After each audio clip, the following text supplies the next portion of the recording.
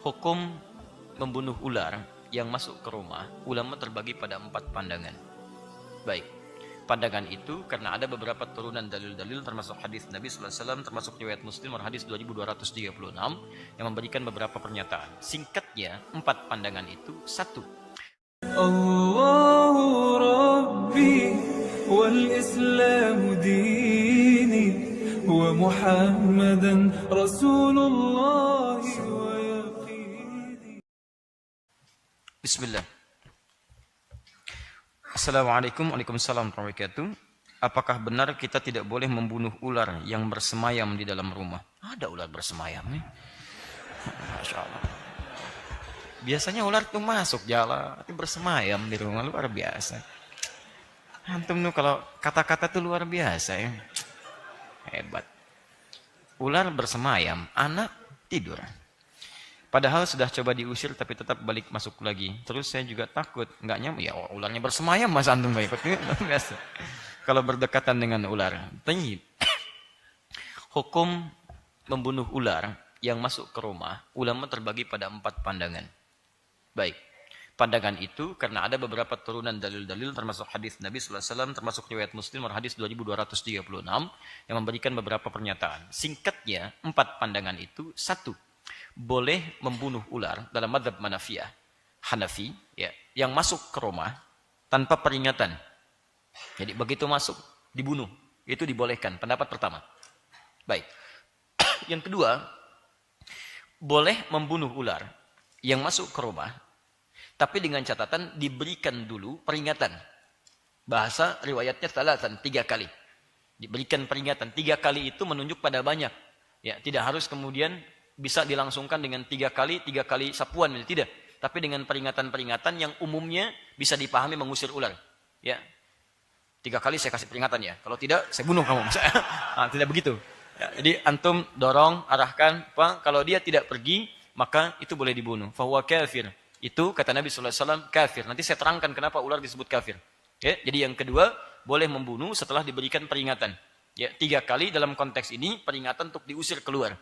Kalau dia dengan usaha kita diusir balik lagi, usir balik lagi, maka itu boleh dibunuh. Itu pendapat yang kedua. Yang ketiga, boleh dibunuh.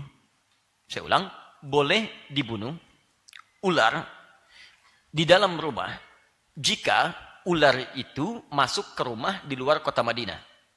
Sedangkan kalau masuk di dalam kota Madinah itu tidak boleh dibunuh, hanya diusir saja. Diusir saja. Ini pendapat ketiga. Di rumah-rumah di kota Madinah kalau kemasukan ular itu hanya diusir saja, tidak boleh dibunuh. Jelas ya? Kalau yang pertama bunuh tanpa syarat, kedua beri peringatan masuk di rumah manapun, mau Madinah atau bukan, beri peringatan, tidak misalnya diindahkan, langsung dibunuh. Yang ketiga, tidak boleh dibunuh kalau masuk di rumah Madinah saja. Di luar Madinah boleh dengan diberikan peringatan seperti yang tadi. Ya, 3 kali atau kita coba usir untuk keluar. Yang keempat, tidak dibunuh kecuali ular yang punya garis putih di punggungnya atau punya ekor pendek. Ini menunjuk pada ular berbisa. Ya, begitu dia masuk membahayakan, boleh seketika dibunuh. Ini pendapat yang keempat. Tayyib. Dari pendapat-pendapat ini, itu mengerucut pada beberapa hadis. Utamanya hadis tentang pernyataan jin yang berjanji kepada Nabi tidak akan menampakkan diri di rumah orang beriman. Ya, jadi sebetulnya jin-jin muslim yang baik itu nggak akan ada penampakan. Ya, jadi kalau antum sedang melihat penampakan-penampakan, itu bukan jin muslim. Karena jin muslim sudah berjanji pada Nabi SAW tidak menampakkan diri. Jelas ya? Dalam bentuk jin. Jadi kalau jinnya tidak menampakkan diri, maka mohon maaf, antum tidak ada kerjaan mencari-cari penampakan jin. Jin, nampak dong. Masya Allah. Jin itu disebut jin karena tidak nampak. Antum keluarkan dia dari fitrahnya. Maka antum punya masalah. Jelas ya? Maka dari sini, teman-teman sekalian, jin itu ketika dia, awas hadit, ingat, bahkan ada surah tentang jin. Surah Al-Jin, surah ke-72. Ada Al-Jin. Lihat, bahkan jin mendengarkan Al-Quran. Jin bisa hadir ke rumah antum, bisa. Di rumah saya juga ada. Bisa datang ke rumah saya, ke rumah antum ada. Dan ketika dia datang, ada di antara jin itu yang muslim.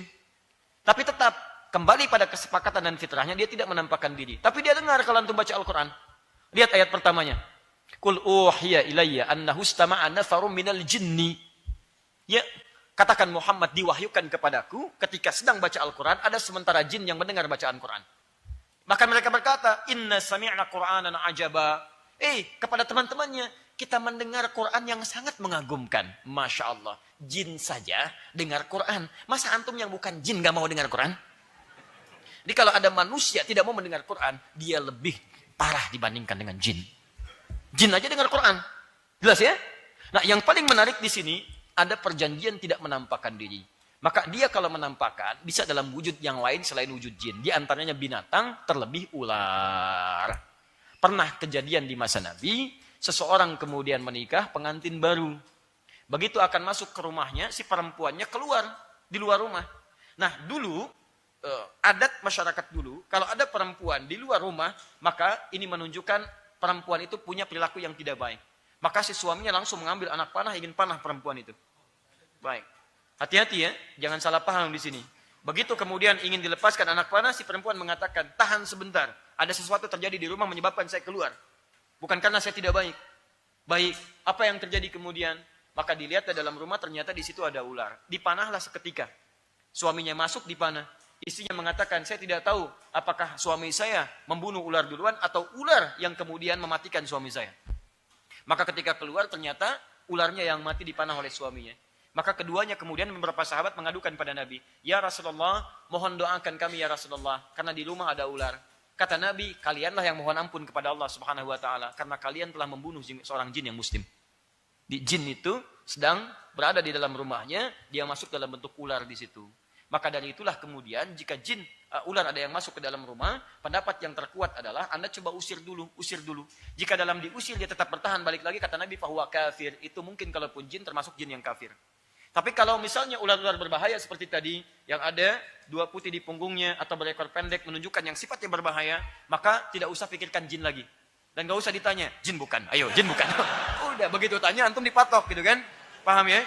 Daripada membahayakan, langsung eksekusi. Seketika selesai. Jelas ya? Baik. Allah Ta'ala alam bisawab.